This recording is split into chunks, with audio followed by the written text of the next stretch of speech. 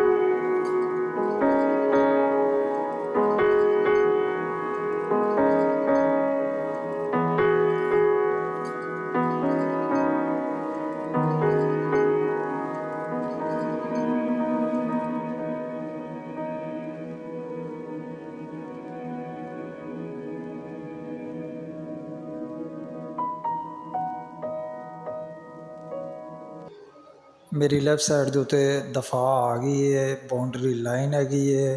Pakistan army ਦੇ ਮੋਰਚੇ ਵੀ ਤੁਹਾਨੂੰ ਨਜ਼ਰ ਆ ਰਹੇ ਨੇ। ਤੇ ਇਸ ਦੀ ਬਿਲਕੁਲ ਬੈਕ ਸਾਈਡ ਦੇ ਉੱਤੇ ਜ਼ੀਰੋ ਲਾਈਨ ਹੈਗੀ ਹੈ, ਬਾੜ ਲੱਗੀ ਹੋਈ ਹੈ। ਤੇ ਪਾਕਿਸਤਾਨ ਰੇਂਜਰ ਦੇ ਉੱਥੇ ਜਵਾਨ ਵੀ ਮੌਜੂਦ ਸਨ, ਜਿੰਦੀ ਵਜ੍ਹਾ ਤੋਂ ਮੈਂ ਉਹ ਕੈਪਚਰ ਨਹੀਂ ਕਰ ਸਕਿਆ ਕਿਉਂਕਿ ਸਿਕਿਉਰਿਟੀ ਪਰਪਜ਼ ਹੈ, ਕੈਮਰਾ ਅਲਾਉ ਨਹੀਂ ਹੈਗਾ। ਅਗਰ ਤੁਹਾਨੂੰ ਇਹ ਮੇਰੀ ਕੋਸ਼ਿਸ਼ ਵੀਡੀਓ ਅੱਛੀ ਲੱਗੀ ਹੈ ਤਾਂ ਪਲੀਜ਼ ਮੇਰੇ ਚੈਨਲ ਨੂੰ ਸਬਸਕ੍ਰਾਈਬ ਕਰੋ, ਬੈਲ ਆਈਕਨ ਨੂੰ ਪ੍ਰੈਸ ਕਰੋ। ਤੇ ਨਵੀਂ ਕਿਸੇ ਜਗ੍ਹਾ ਦੇ ਉੱਤੇ ਨਵੀਂ ਵੀਡੀਓ ਦੇ ਨਾਲ ਤੁਹਾਡੇ ਨਾਲ ਦੁਬਾਰਾ ਮੁਲਾਕਾਤ ਹੋਏਗੀ। ਉਦੋਂ ਤੱਕ ਸ਼ੁਜਾਤ ਅਵਾਨ ਨੂੰ ਦਿਓ ਇਜਾਜ਼ਤ।